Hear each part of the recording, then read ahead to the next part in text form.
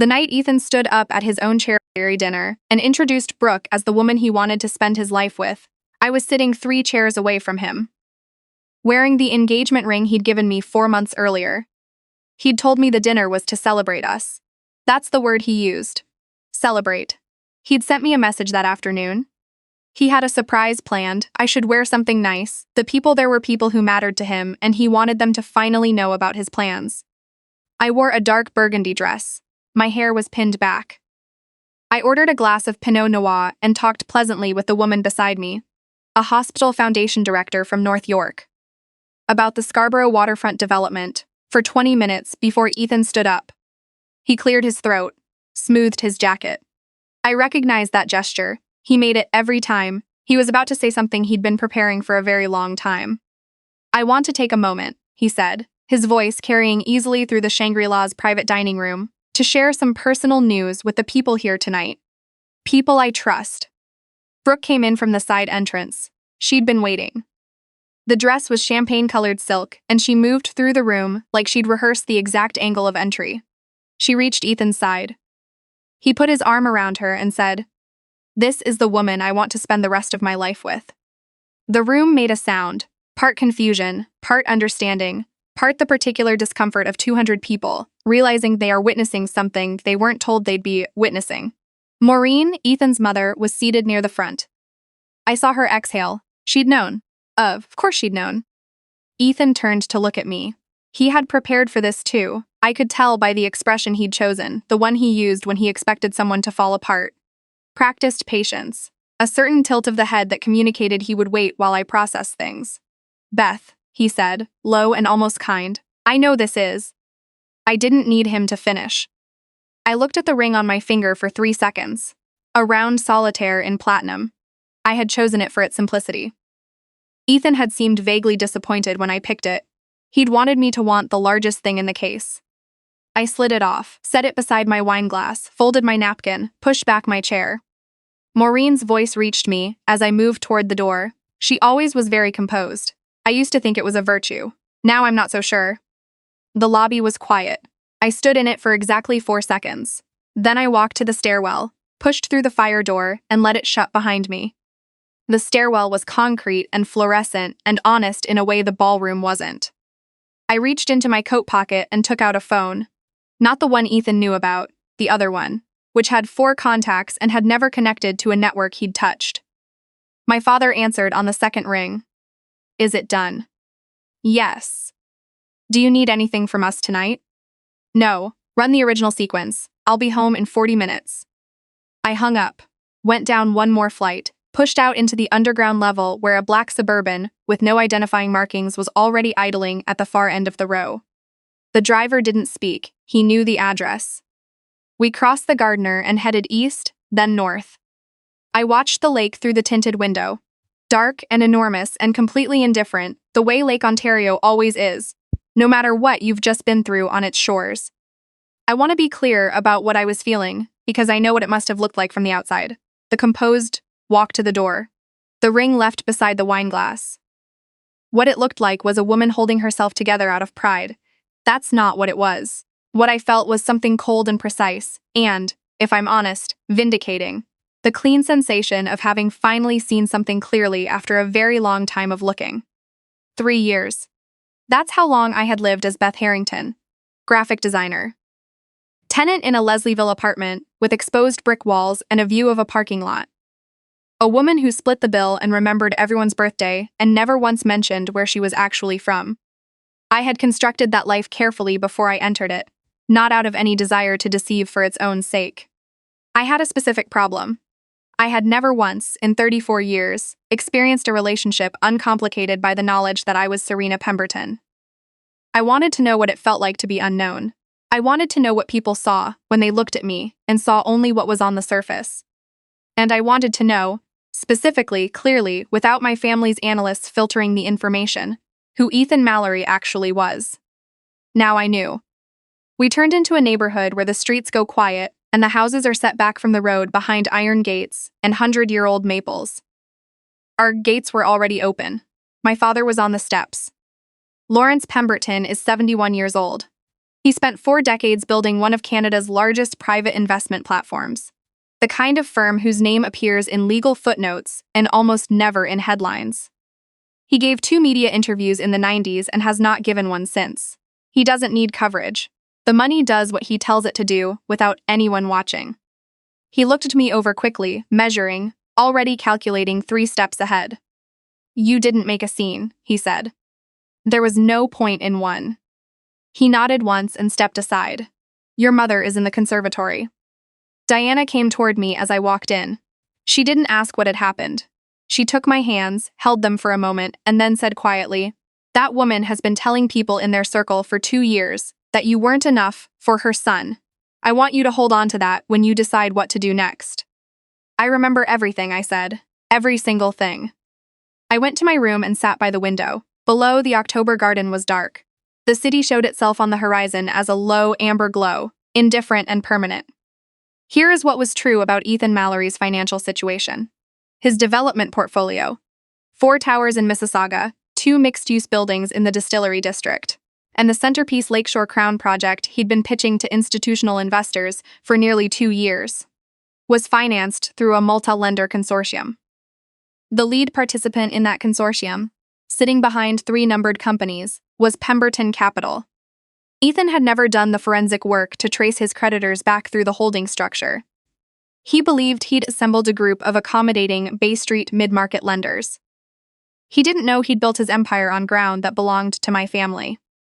I had designed this arrangement 3 years ago, before I became Beth. I needed to understand not just who Ethan was in a personal sense, but whether his business was what he claimed it to be. It wasn't.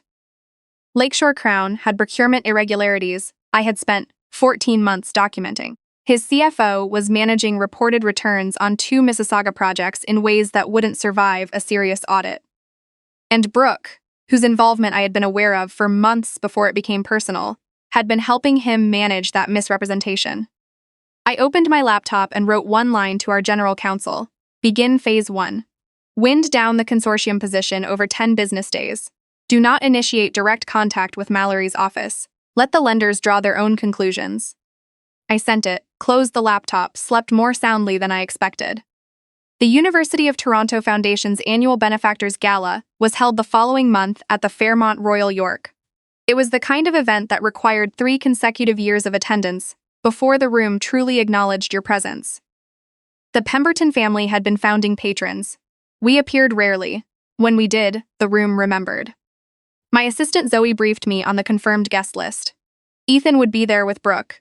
His purpose was threefold: introduce Brooke formally to Toronto's serious money, pitch Lakeshore Crown to the pension fund representatives who would be seated nearby, and cement his standing among the tier of donors he'd been trying to access for years.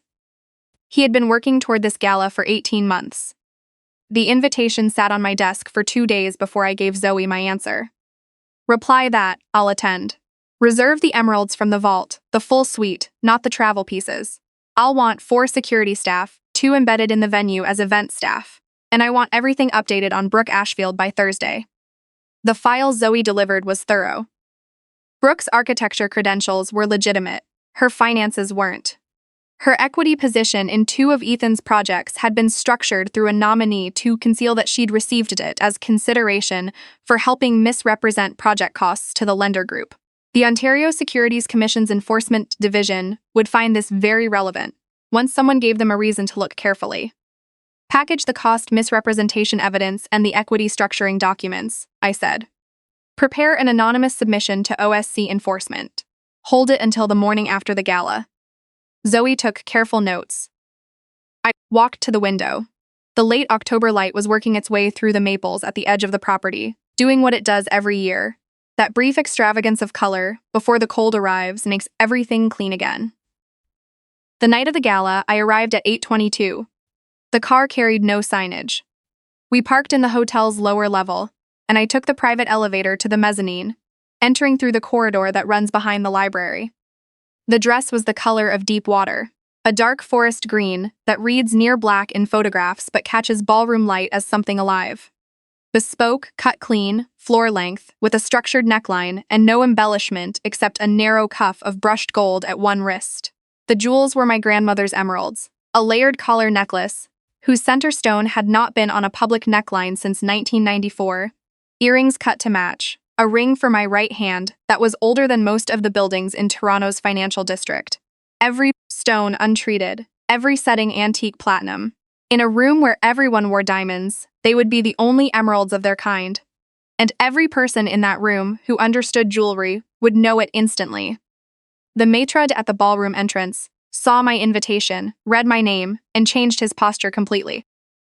15 years standing at doors like this one, he knew exactly what the Pemberton name meant in this city, and exactly how rarely it materialized in person.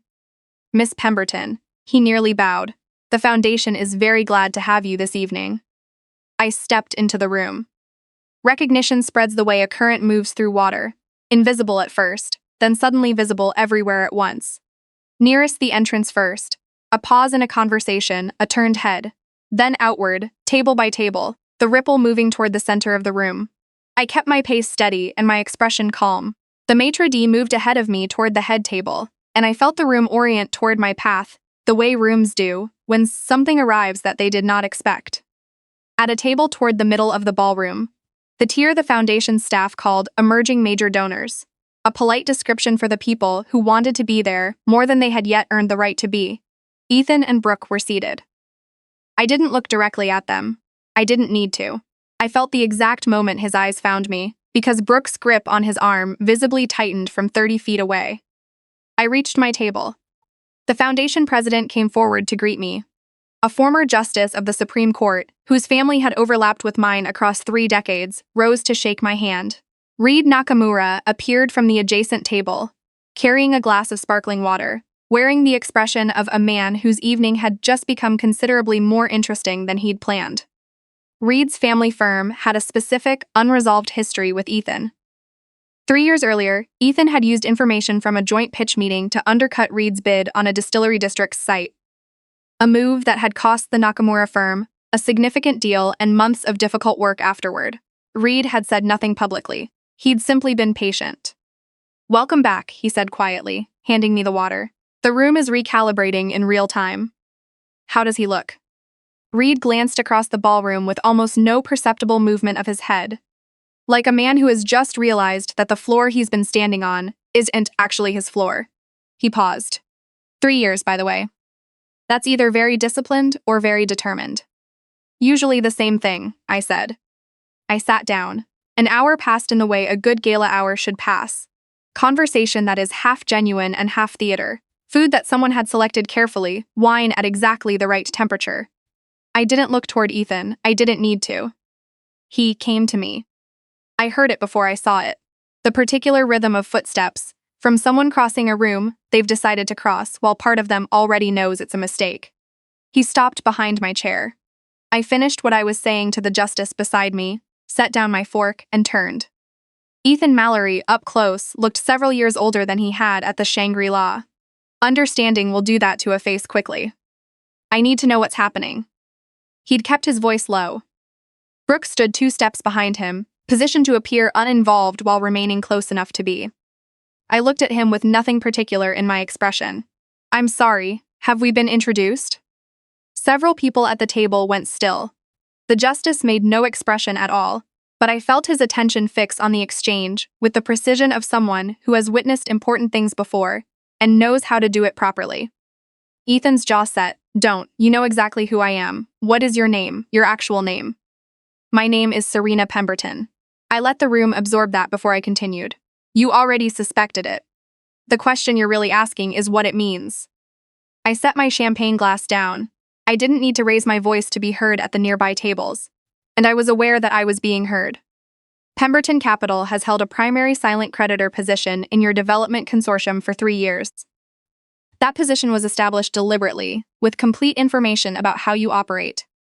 Your business practices, your relationships, what you value and what you don't. You are being assessed, Ethan, not by someone who stumbled into your world by accident, by someone whose family has financed a significant portion of Bay Street's ambition since before either of us were born." I paused. "And the assessment is complete."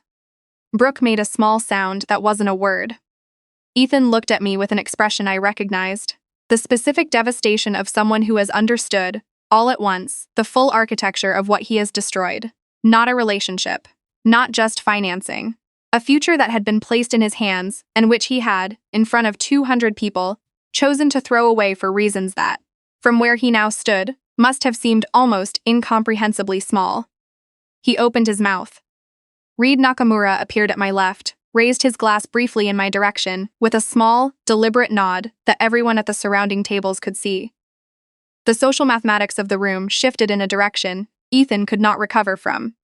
The foundation president materialized at Ethan's elbow and suggested, very quietly, that the evening's program was about to resume, and that she hoped everyone might find their seats. The instruction was polite, its direction was unmistakable. He left. Brooke went with him, her hand through his arm. They moved toward the exit in the particular manner of people who are aware that every eye in the room is on their backs, and who understand, on some fundamental level, that they will not recover from tonight. I turned back to my table, picked up my champagne. "A minor disruption," I said. "I apologize for the interruption." The justice smiled. "Not at all," he said. "I found it quite instructive." The OSC submission arrived in enforcement's inbox at 8 o'clock the following morning. By noon, 3 of Ethan's Bay Street lenders had contacted their legal teams. By 2, the consortium, now missing Pemberton's position and suddenly fully aware of the gap, had issued a notice of technical default on Lakeshore Crown's construction financing. By 4:30, the Globe and Mail's business desk had received a careful, well-sourced tip about inconsistencies in Mallory Development's project cost reporting. The story ran online at 6. Ethan spent 3 days attempting to reach me through intermediaries. His counsel sent a formal letter to our office. We replied once, briefly. Pemberton Capital had no current relationship with Mallory Development, and directed all inquiries to the relevant regulatory authorities. Maureen told anyone who would listen that the whole thing was a coordinated vendetta.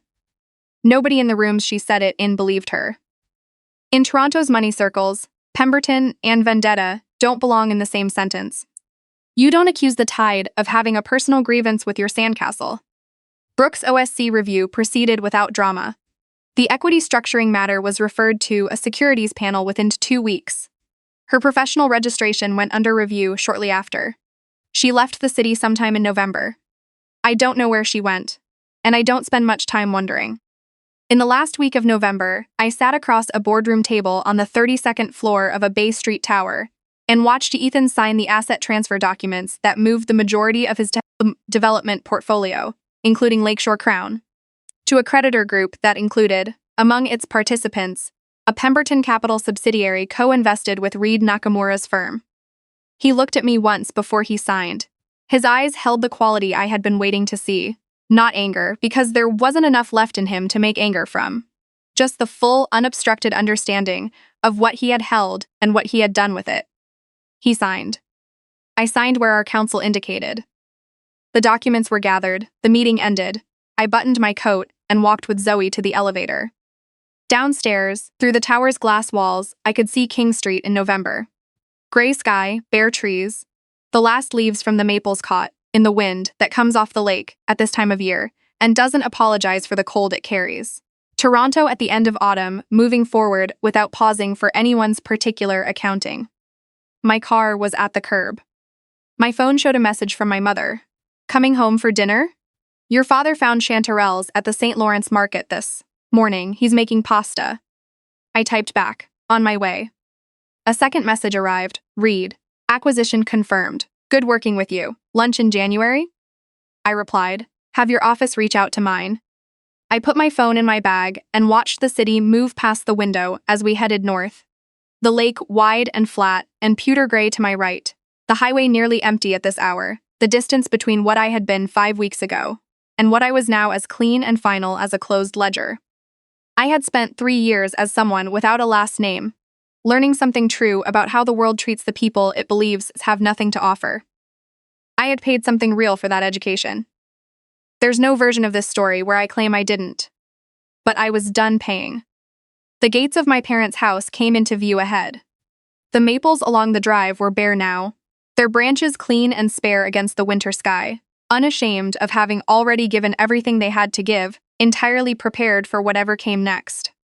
Revenge is just the act of correcting the record. The real work is everything that comes after, and I had never been more ready to begin it.